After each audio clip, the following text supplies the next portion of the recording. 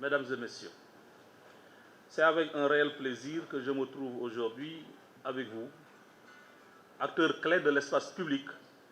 dans le cadre de cet atelier consacré à la vulgarisation du nouveau corpus juridique relatif à la lutte contre la corruption et à la prévention de l'enrichissement illicite. Première du genre, la présente session inaugure une série d'activités similaires visant la pleine appropriation par les populations des deux textes de loi majeurs qui ont été votés dans le courant du mois de février dernier. Vous aurez compris, mesdames et messieurs, que je veux parler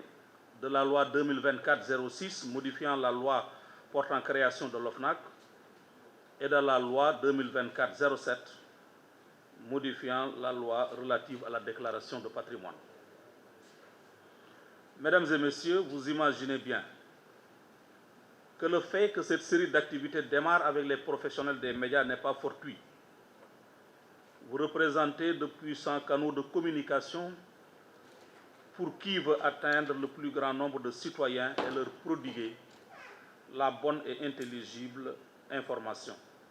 ce qui, au demeurant, reste la préoccupation majeure de l'OFNAC. L'on dit souvent que nul n'est censé ignorer la loi. Cette maxime, bien qu'étant toujours d'actualité, est régulièrement confrontée à la réalité d'un contexte marqué par une activité législative intense et par un niveau d'analphabétisme encore élevé. C'est pourquoi je ne peux manquer de souligner votre présence remarquable à cette session et de vous en exprimer mes sincères remerciements. Il me plaît également d'adresser des mots de reconnaissance à l'endroit de la coopération allemande, notamment la GIZ, à travers le projet Dolel Admin,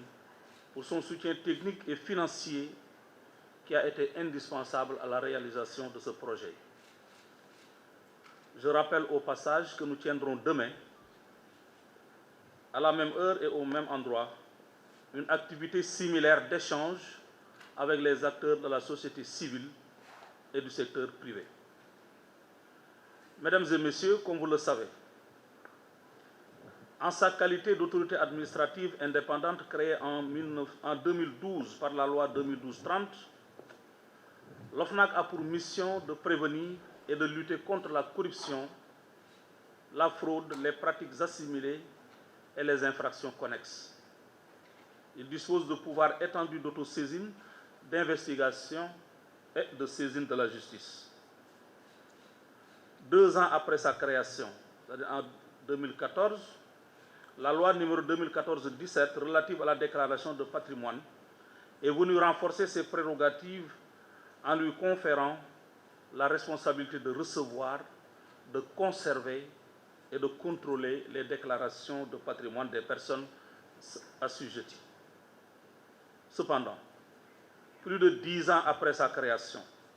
2 réformes majeures sont intervenues pour renforcer l'arsenal juridique de prévention et de répression de la criminalité financière de notre pays. Ainsi, une première loi référencée 2024-06 du 9 février 2024, adoptée à l'unanimité des députés, est venue modifier la loi 2012-30 portant création de l'OFNAC, tandis que la loi 2024-07 de la même date est venue corriger les insuffisances notées dans la loi 2014-17. Il convient de préciser que cette loi aussi a été adoptée à l'unanimité des députés. Mesdames et messieurs, vous en conviendrez sûrement avec moi, l'adoption de ces textes, même si elle est une condition nécessaire pour le renforcement de la lutte contre la corruption et les infractions similaires, n'est pas suffisante pour autant pour garantir l'efficacité de nos moyens de lutte. Nous avons besoin de votre engagement et de votre collaboration, car la lutte contre la corruption ne saurait être l'œuvre d'une seule institution. Elle ne se conçoit qu'en termes de conjugaison d'efforts divers et variés. Elle requiert une synergie d'action ainsi qu'une mobilisation de tous les acteurs de la société et particulièrement le concours d'acteurs qui ont le don de toucher par l'image, par la voix ou par la plume des millions de nos compatriotes. Mesdames et messieurs, chers partenaires, les médias, en tant que vecteurs d'information et d'opinion, jouent donc un rôle moteur dans ce processus de vulgarisation que nous entamons. De même, notre capacité à enquêter, à analyser et à diffuser l'information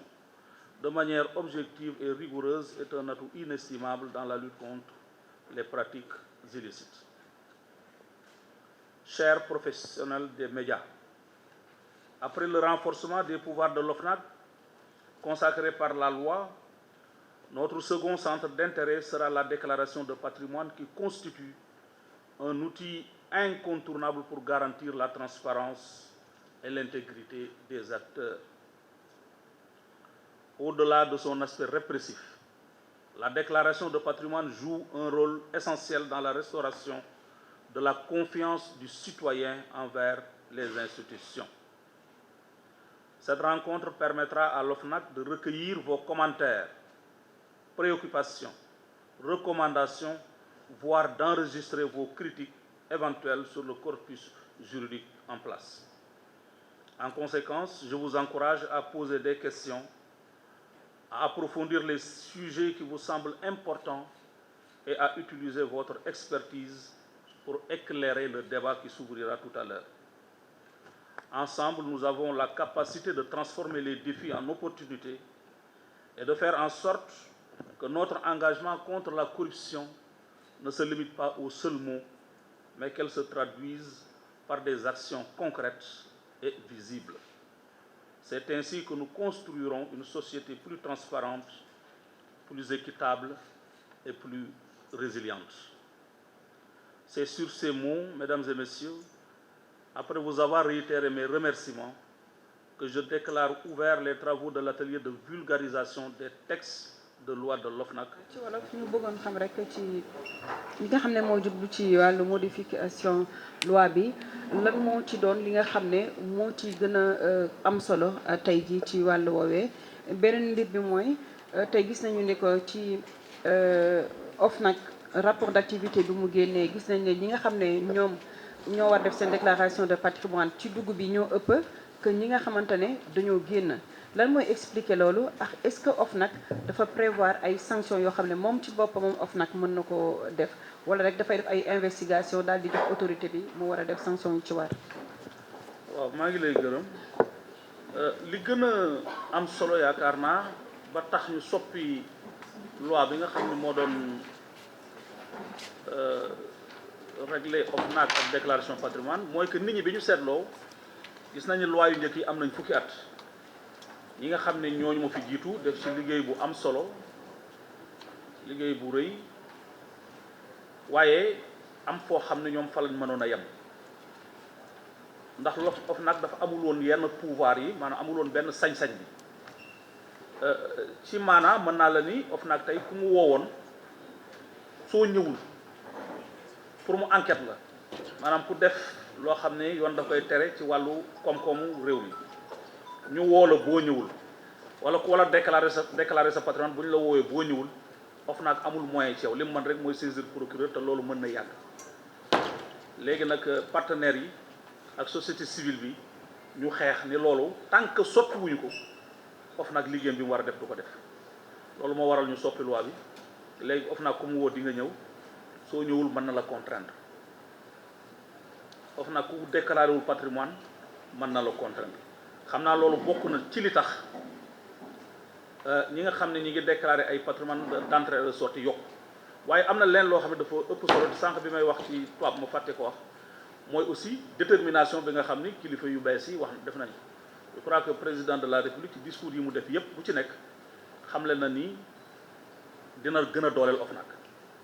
donc OFNAC am na déjà doole ñëpp côté am ci sax ñu yaakaaroon ne doole yi dafa ëpp dégg ngeen ñu bari ñoo xam ne dañ doon wax ni OFNAC warul garder à vue OFNAC warul def lii warul def laa waaye président de la république moom dafay renforcer OFNAC maanaam loolu sax nit ñi ñenn ñi yaakaar ni du doole moom xeeb na ko ba mu ni dafay renforcer OFNAC kon nag loolu aussi xam naa ni mooy critère pour man bi gën a déterminant ci mouvement bi ñu gis muy benn reçu boo xam ne mi ngi am OFNAC ba tax na tey fii ñuy waxee ministre yëpp déclaré nañ secrétaire d'État yëpp déclaré nañ premier ministre déclaré na directeurs généraux yi aussi ñi ngi ñëw maanaam waa département déclaration patrimoine tey mën naa ni ñoom sumé wuñu ñu ngi liggéey ñu ngi jot kii bi loolu xam waaw.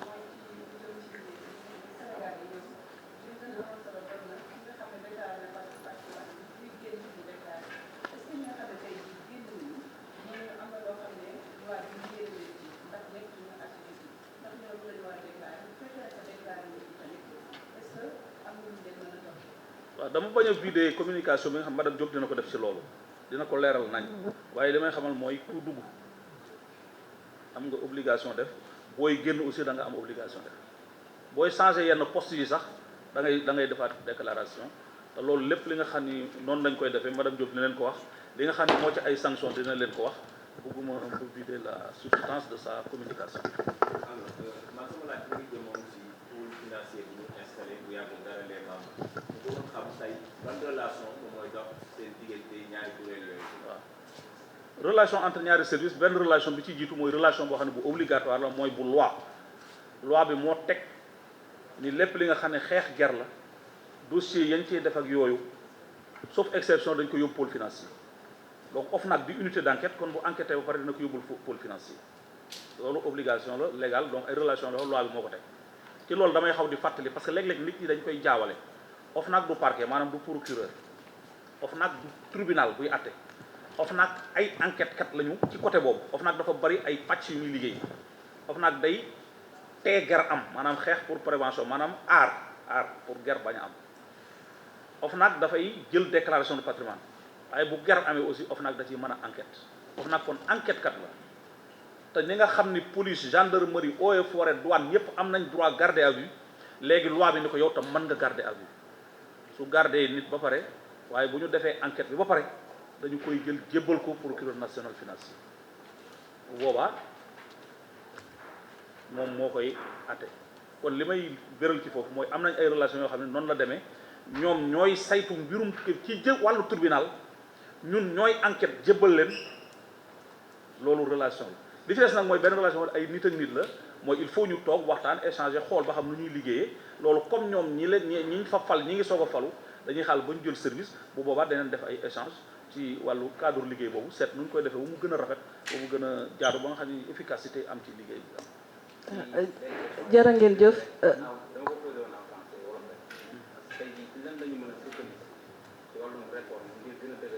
La dernière question. déclaration par maanaam jamono ji ñu toll yaakaar naa ni am nañ ay charte yu leer yu dëgër ndax li la ci jiitu mooy dañoo yokk ñi nga xam ne ñoo war a déclarer seen patrimoine bu njëkk dañ ne kuy gérer 1 milliard wala lu ko ëpp mooy def déclaration léegi nag nee nañ ñooñu dañ continuer di def seen déclaration kuy gérer 1 milliard wala lu ko ëpp waaye bu leen passé dafa am ñëpp ñi nga xam ne dañuy am ay postes yu am importance ci dëkk bi te bëgguma leen a citer madame Diop bu dina ci ñëwaat ñooñu tam dañoo war a def seen déclaration kon yokku nañ ñi nga xam ne mbooloo mi kuréel gi nga xam ne moo daan ñoom la ñu waxoon ne par force da ngeen la war a def seen déclaration ñooñu yokku nañ ko li ci des aussi am na ci ay daan yoo xam ni ku yéex a déclaré wala nga déclaré ba ngay dugg te déclaré wu bi ngay génn wala li nga déclaré matul wala li nga déclaré nekk lu faux loolu mën nañ la sanctionné loolu ta mën nañ la sanctionné ay peine de prison wala ay peine d'amende tout ça loolu ñeer na ñaari mbir yoo xam ni dina tax mbirum déclaration de patrimoine léegi am doole ba nit ñi dootuñu ko sàggane. jërë ngeen jëf merci monsieur le président.